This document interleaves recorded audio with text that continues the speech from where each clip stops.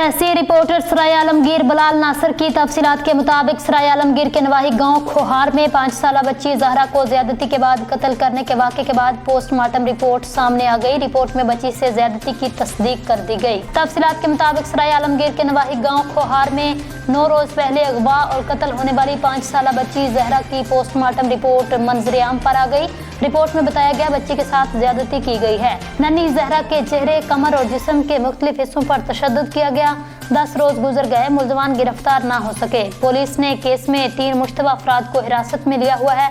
Police के मुताबिक DNA report आने के बाद मुल्ज़िम का पता चल जाएगा। बच्ची को अगवा, ज्यादती करके कत्ल करके बोरी में बंद लाश पुलिस को मिली थी। मुल्ज़िम ने बच्ची को अगवा के बाद हवस का निशाना बनाकर बोरी बंद लाश को फुट ऊंचाई से फेंकी। मकतूला के वालिद जुनेद की मदयत में नामालूम अफराद के खिलाफ मुकदमा दर्ज कर लिया गया। इस दिलखराश वाक़े के बाद अहले इलाका ने मुल्ज़िमान गिरफ्तार न करने पर एहतजाज भी किया था।